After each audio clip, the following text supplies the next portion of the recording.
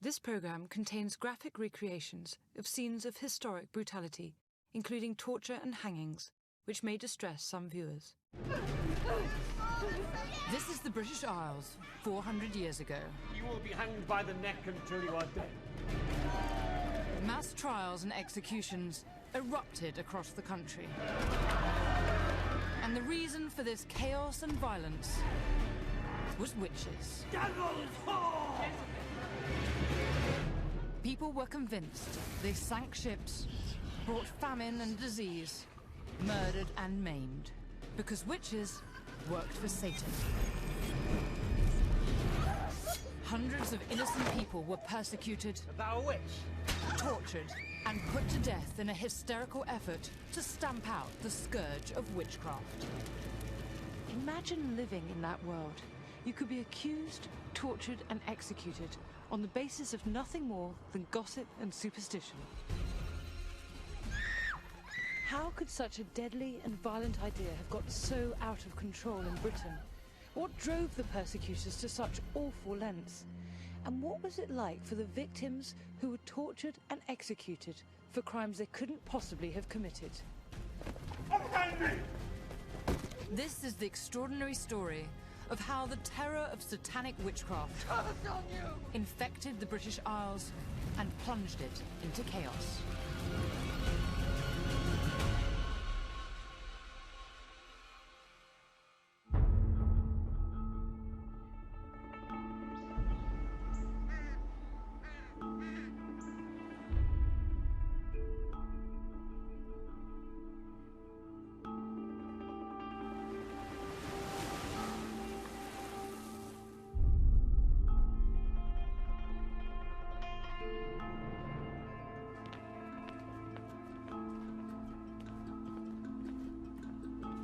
Queen Anne's ships had been battered by a violent storm.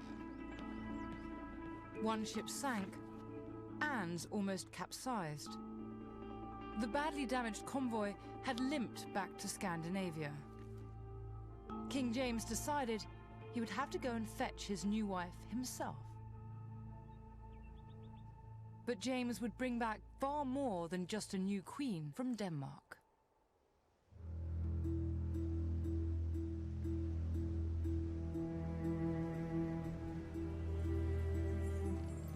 James arrived here at Kronborg Castle near Copenhagen in January 1590. His crossing had been equally violent. The world James walked into was very different to his native Scotland. Witch hysteria was infecting mainland Europe. Hundreds had already been executed as witches. Tens of thousands would follow. The violence, fear, and hysteria spreading across Europe were largely the result of one incendiary book. Here at the Royal Danish Library is one of the very few original copies.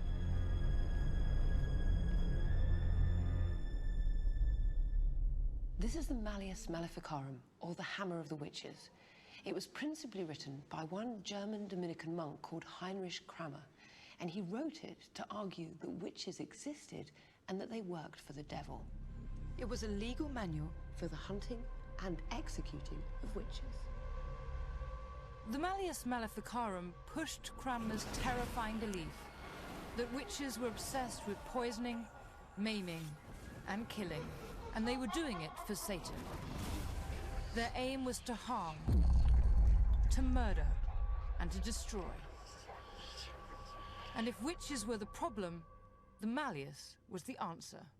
It was a hugely influential book, and one of the reasons it was so influential is printed at the front.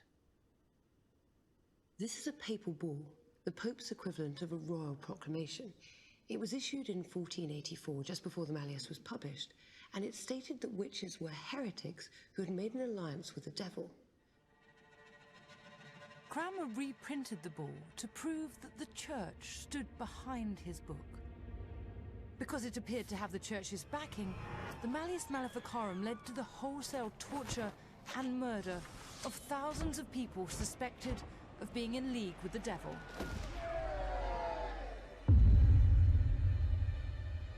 This idea that witches were the devil's handmaidens, hell-bent on death and chaos, hadn't yet reached James's kingdom. But in Denmark, he came face to face with the reality of Satan's witches. In April 1590, while James was still at Kronborg Castle, 2 witches were arrested in Copenhagen. And what was truly shocking was that they confessed to conjuring up the violent storms that had hit James and Anne's ships. They had attempted to murder the Scottish king and queen because Satan wanted them dead. At least 5 more witches were later convicted of the same crime. All were burned at the stake.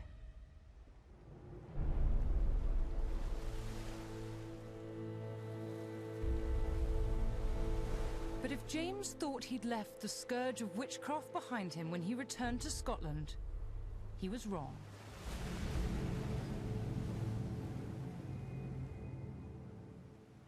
With the Danish witches dead, the whole thing might have become nothing more than a historical footnote, and James might have lived out his reign untroubled by the devil, if it were not for one man. His name was David Seaton, and he was the deputy bailiff here in the small town of Trennant, 9 miles east of Edinburgh.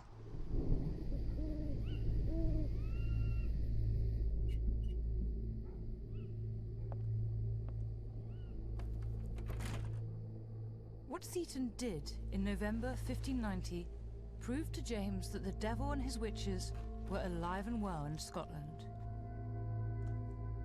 He claimed his young housemaid, Gillis Duncan, had suddenly acquired healing powers, and he'd seen her slipping out at night.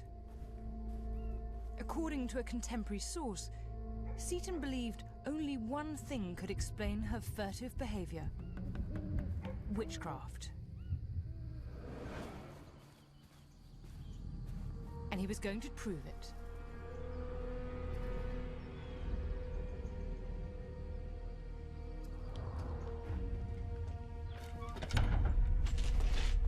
Where have you been?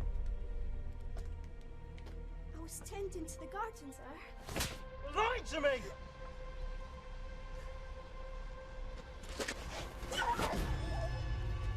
Art thou a witch? No, sir.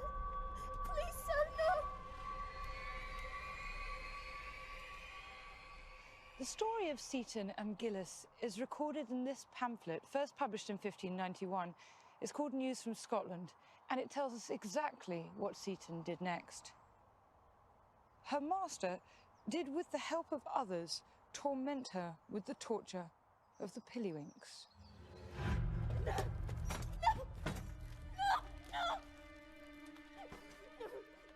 Pillywinks are thumbscrews. They crushed the flesh and bones of the fingers. Victims were often left permanently crippled. Are you a witch? No, sir. No, sir. Where'd you get the power to heal? It's not magic, sir.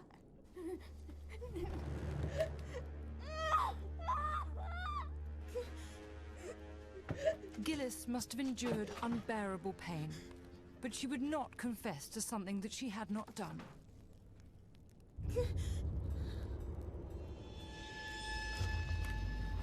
Seaton didn't stop at thumbscrews. Where'd you go at night? Tell me the truth. I won't stand any more of your lies.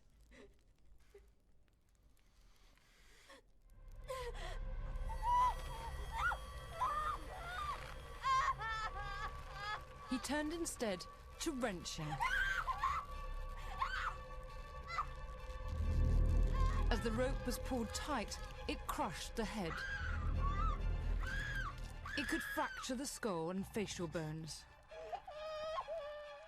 Gillis would not yield.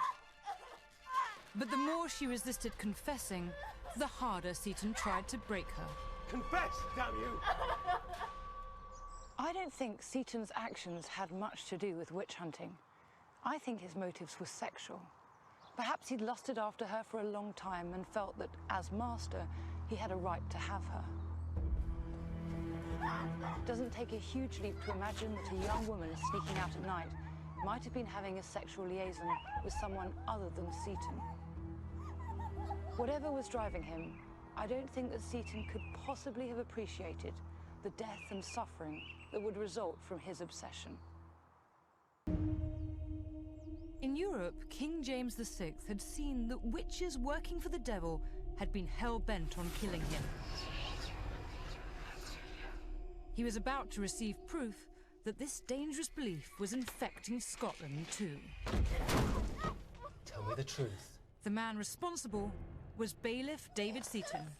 He was systematically brutalizing and torturing his housemaid, Gillis Duncan, to make her confess to being a witch. But Gillis would not yield. Seton began to search her body, because people believed the devil always left a mark on the bodies of his disciples. It could be anything. A mole, a birthmark.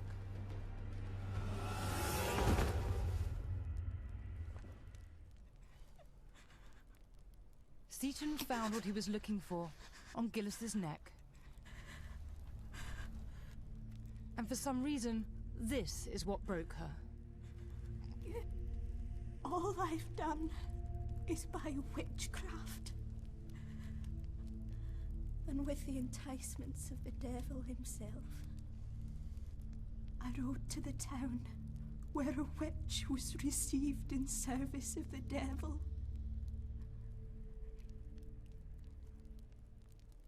I danced in the rank with the others.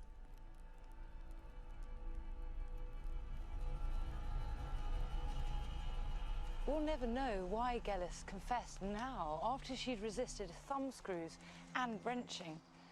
Perhaps the mark was from a sexual liaison, and in this highly religious time, she felt too much shame and guilt. Gillis's confession had a seismic impact.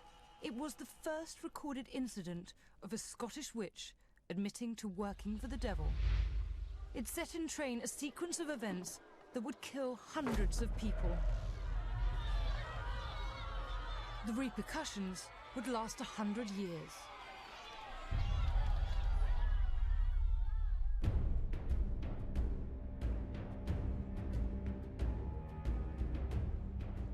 In November 1590, Gillis Duncan was brought here to the old Tolbooth prison, one of Edinburgh's most notorious jails.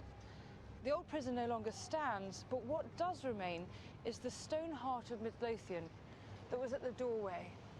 Gillis would have walked over this heart as she entered her period of incarceration.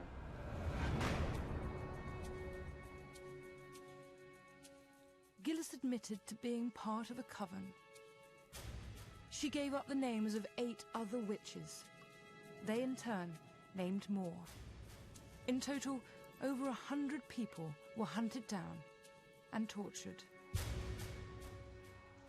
This raised the stakes enormously. It was no longer an isolated case of witchcraft. It was now a conspiracy of witches. Under torture, Gillis said that her coven had been in league with witches from Copenhagen, the ones who'd been executed for attempting to murder King James and his queen. This was dynamite. It changed everything. It got the king's full attention.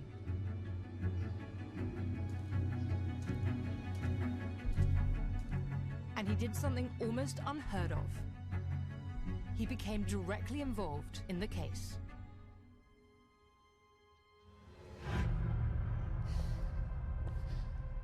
The person who had the most profound effect on King James was one of those named by Gillis Duncan, a woman called Agnes Sampson.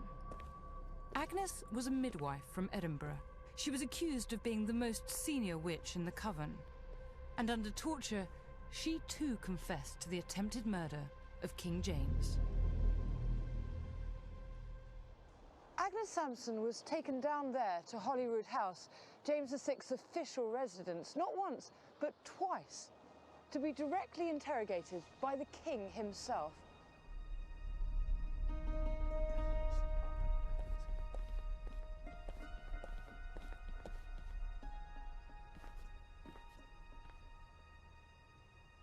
Agnes repeated the confession that had been beaten out of her in jail, that her coven had met with the devil.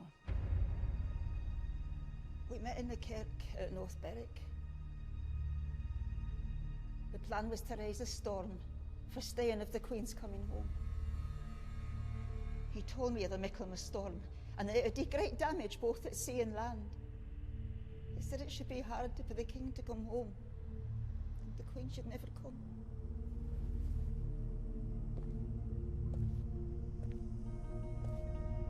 James saw himself as a highly intellectual king. He read widely and was fascinated by both natural philosophy and the new ideas of rational investigation. Agnes's confession did not convince him. She's not but a liar. No lying, sire.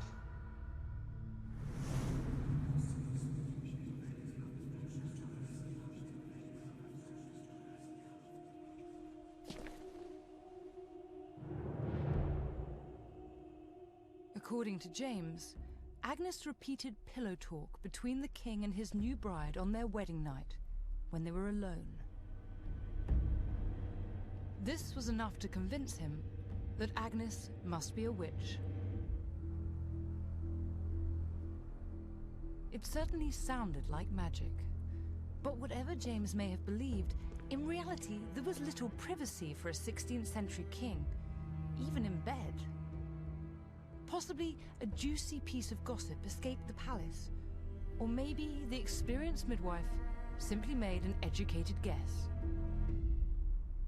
But that leaves one big question. Why did Agnes go to such great lengths in order to seal her own fate? Possibly this lowly woman enjoyed her moment in the limelight. She had a chance to meet the king and maybe even scare him. But I think there may be a simpler explanation. It ended her torture.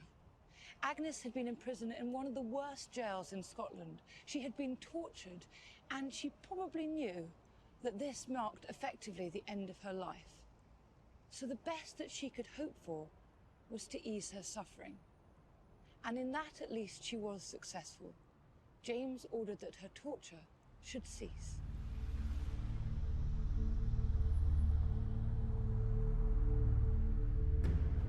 In James's mind, there was now clear evidence that an international satanic conspiracy was out to kill him. And there was only one way to stop them. Kill them first.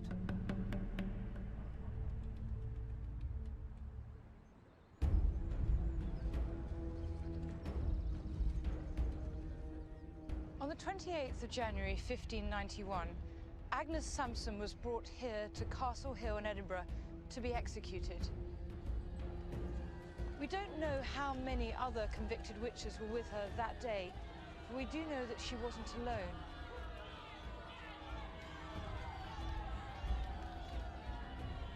These were innocent, confused and terrified people. People who had been imprisoned and tortured. People who had been prepared to say anything to stop the pain. All the victims were probably garroted before the fires were lit. It was considered mercy. And compared to burning to death, it probably was.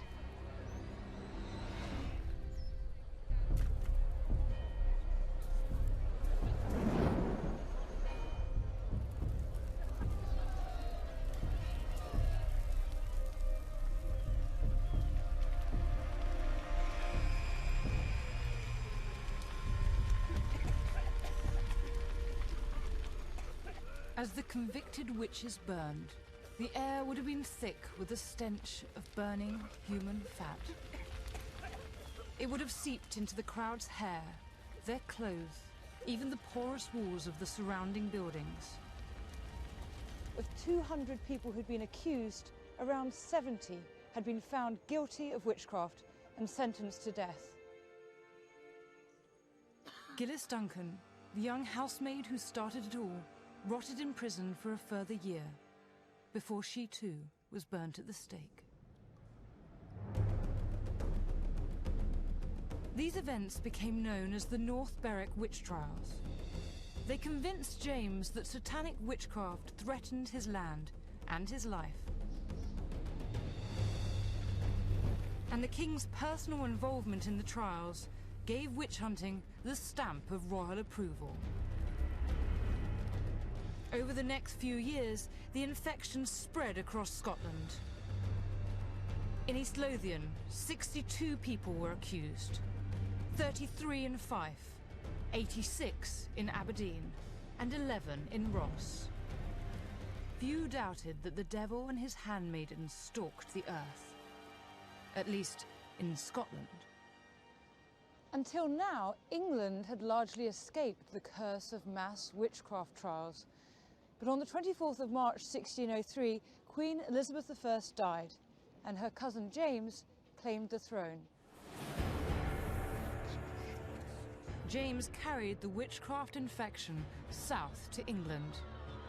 But how it happened was totally unexpected.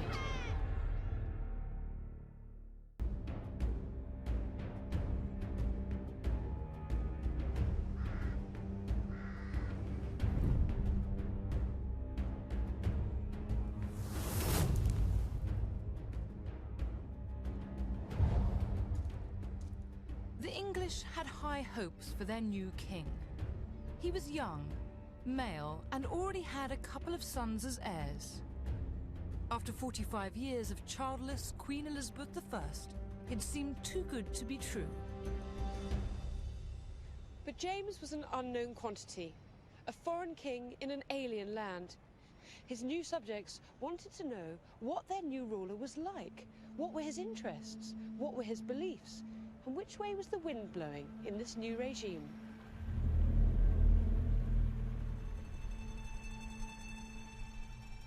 Well, they had one big clue. A book published in London, written by James himself. It was called Demonology. This is the only book ever written by a reigning monarch on the subject of witchcraft and the devil. James sets out his reason for writing in the preface. He says, "The fearful abounding at this time in this country of these detestable slaves of the devil, the witches or enchanters, hath moved me, beloved reader, to dispatch in post this following treatise of mine. And the purpose of it," he says, "is to resolve the doubting hearts of many." This is pretty unequivocal stuff. What he's saying is that there are witches everywhere in Scotland, that they are Satan's minions, and that everyone better believe it. James sets the book out in the form of a dialogue between two characters. So we have Philomathes and Epistemon. Epistemon is the thoroughly knowledgeable one, the rational man who knows all about witchcraft. He's undoubtedly James himself. And over the course of the book, Epistemon convinces Philomathes that actually witches are real, that they should be prosecuted by the correct authorities, and that anyone who doubts their existence is at best fooling himself, and at worst in league with the devil. The book was very popular with the English. It was republished in London at least twice. Demonology gave English people an insight into their new king. And what they saw was a man hell-bent on hunting down Satan's witches.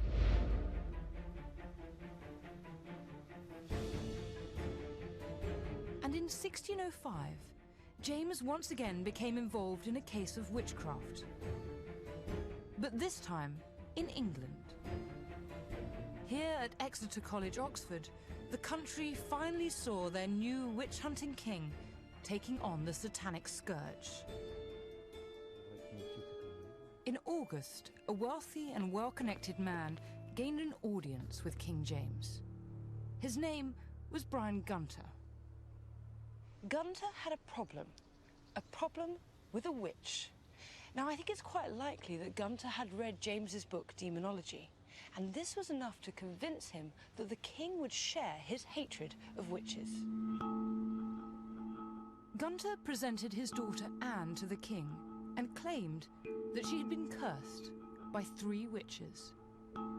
The affliction first beset her around midsummer.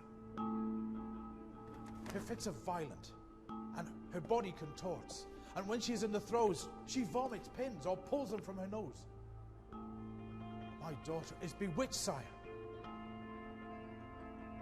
Anne has seen her tormentors in her fits. The first is Goodwife Gregory, the second is Mary People, and the third is Mother Pepwell.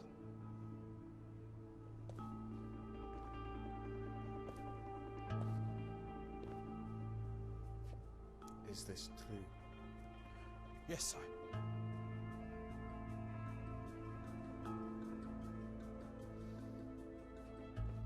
Gunter wanted the king to bring the witches to justice.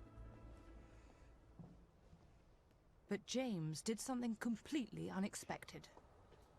James ordered that Anne be examined by the Archbishop of Canterbury, a noted skeptic. And it didn't take the Archbishop's team of investigators long to figure out that Anne was faking the symptoms. On the 10th of October, King James wrote to his chief minister about the case. For your better satisfaction touching Anne Gunter, we find by her confession that she was never possessed with any devil, that the practice of the pins grew at first from a pin that she put in her mouth, affirmed by her father. Brian Gunter was the brains behind the deception. He was seeking revenge against one of the accused, and he tried using James to get it. He was fined for wasting the king's time and thrown into jail for 3 years. He'd got off comparatively lightly. If he'd succeeded, the women would have been executed. Gunter had entirely misread the new king. King James's actions in the Gunter case seemed completely at odds with his reputation as a rabid witch hunter. So what was really going on? I think the answer lies in his book, Demonology.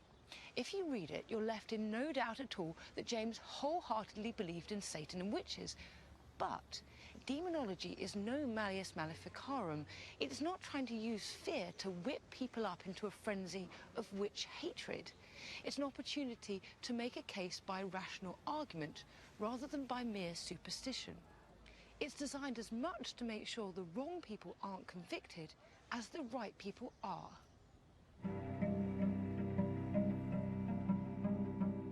James was a philosopher, or at least that's how he saw himself. But the subtleties of his bookish ideas were almost certainly lost on most of his subjects. Like Brian Gunter, they probably took Demonology at face value, a license from the king to hunt witches and kill them. This misunderstanding of James's ideas would light a touch paper that over the next 100 years would lead to the worst excesses of witch hunting in English history.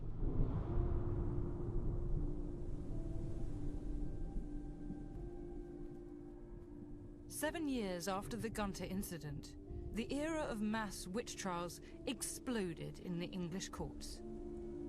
It began here in Pendle, Lancashire. On the 18th of March, 1612, a girl called Alison Device was near the town of Colne in Pendle when she spied an elderly peddler called John Law. Spare a pin, sir? Alison didn't like being ignored. She cursed the peddler.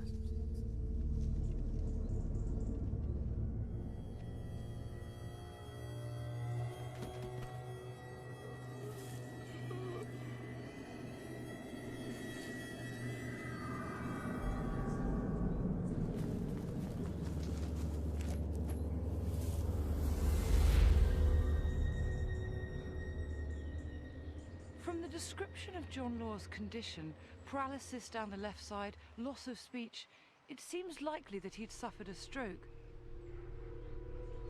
But from Alison's terrified point of view, it was her curse that had struck him down. Alison came from a family of cunning folk, local healers who used herbs and sometimes magic to cure people. So it would have been natural for her to believe in the power of her curse.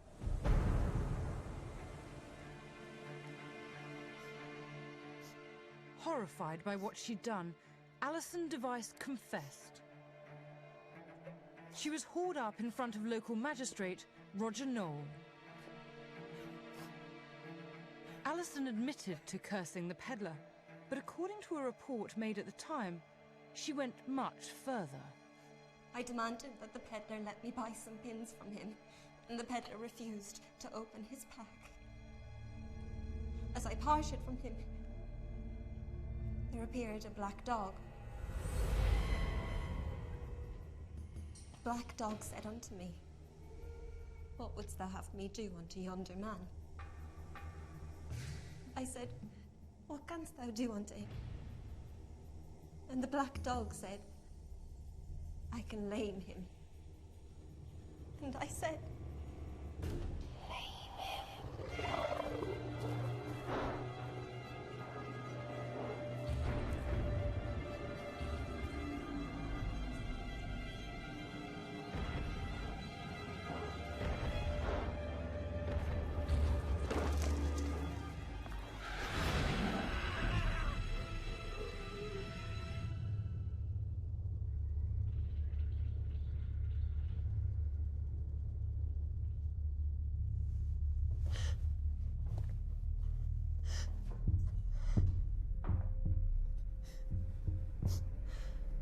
Alison accused her grandmother and 2 neighbours of being witches as well. Knoll began arresting the suspects named by Alison. On the 2nd of April, Alison Device, her grandmother, Old Demdike, their neighbour, Old Chattox, and her daughter, Anne Redfern, were brought here to Lancaster Castle Prison. And they were kept in the bottom of this tower. It's still known as the Witch's Tower to this day.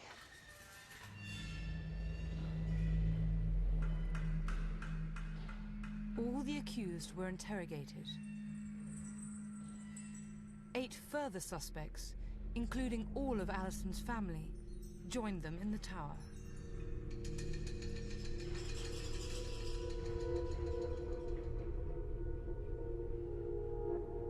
This is the very cell where they were kept. And along with the 12 suspected witches, there were another 8, we know, prisoners who were unrelated to the witch trial. So that's 20 people in this space. It must be 12 foot by 17, 18 foot.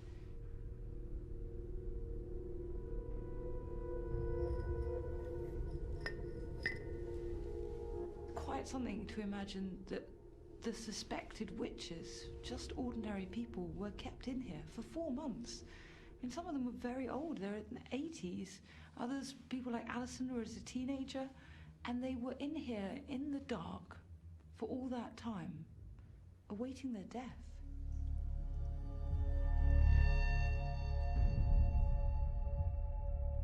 Knoll probably couldn't believe his luck. A rural magistrate lived a humdrum life with few opportunities. Now Knoll found himself heading up a high-profile witch hunt. If he secured convictions, this could make his career. But that was easier said than done. Of all the cases that made it to court, 3/4 failed due to lack of evidence. All Knoll had were accusations and counter-accusations. What he needed was proof. And it was King James who inadvertently gave it to him.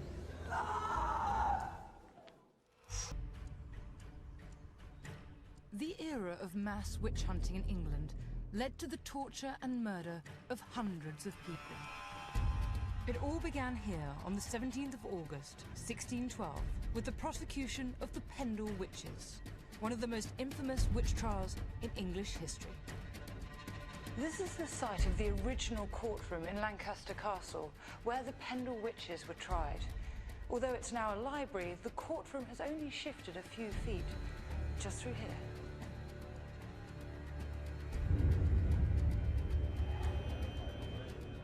The courtroom was a hive of activity. People packed the public gallery to see the sensational trial.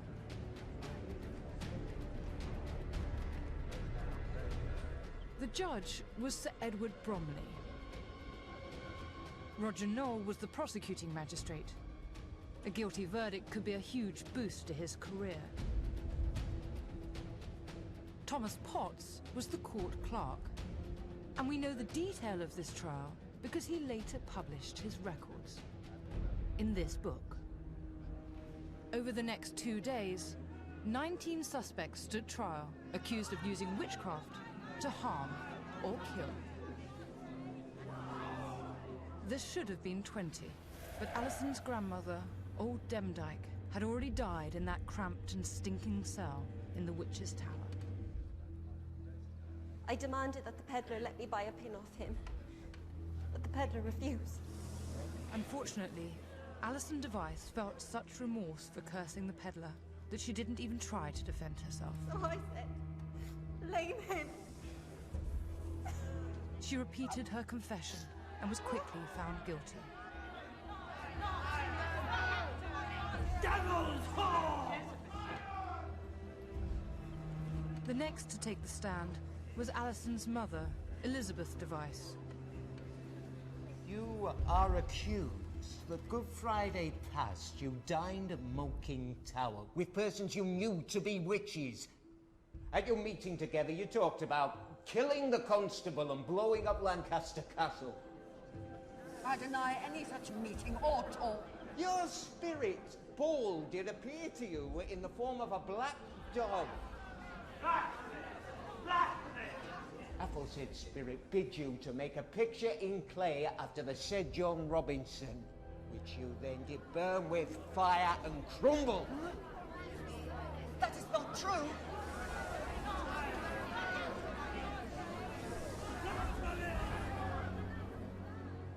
The case was deadlocked between accusation and denial.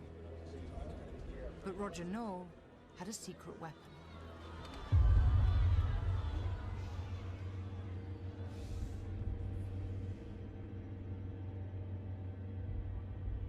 Elizabeth Device's own daughter, 9-year-old Janet.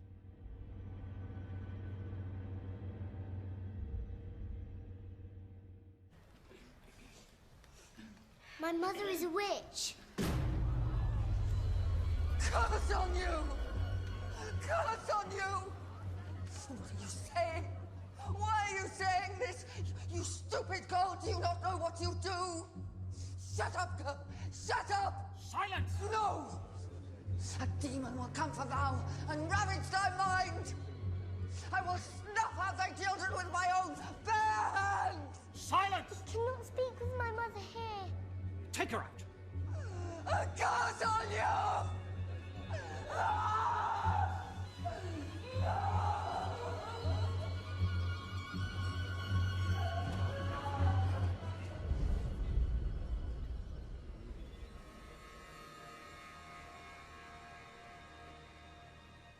The testimony of a child would not normally be allowed under English law. But King James's book, Demonology, promoted its use in witch trials. And because of that, Janet's confession was accepted. And the fate of the witches was sealed. My mother is a witch, and that I know to be true. I've seen her spirit many times in the likeness of a brown dog that she called Bull. And at one time, I did see Bull ask Mother what she would have him to do. And Mother answered that she would have Bull to help her kill.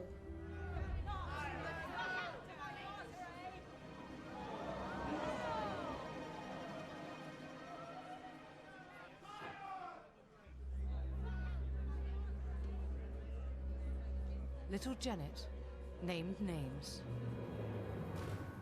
the wife of Hugh Hargraves, Christopher Howgate, Elizabeth his wife, Dick Miles and his wife, Christopher Ajax of the Thorny Hole and his wife, and my brother, James Device, has been a witch for 3 years.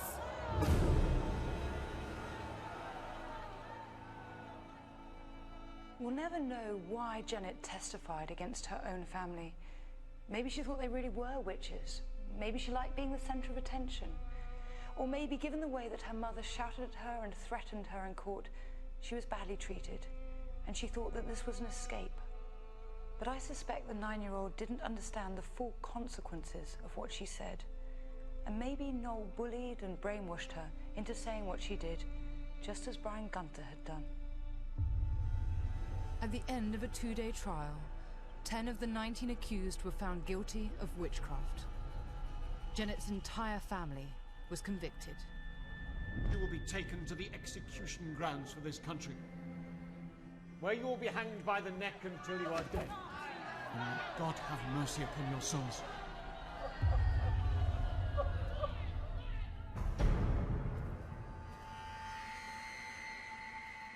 On the 20th of August, the day after the trial, the 10 convicted witches were brought here to a place still known as Gallows Hill to be hanged.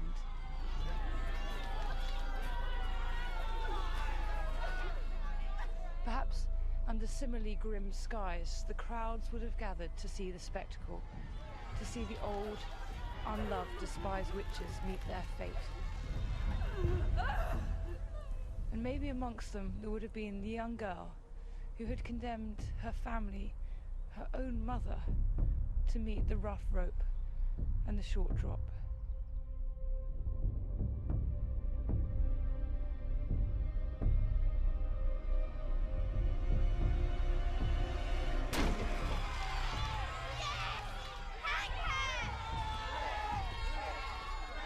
It was a gruesome form of execution.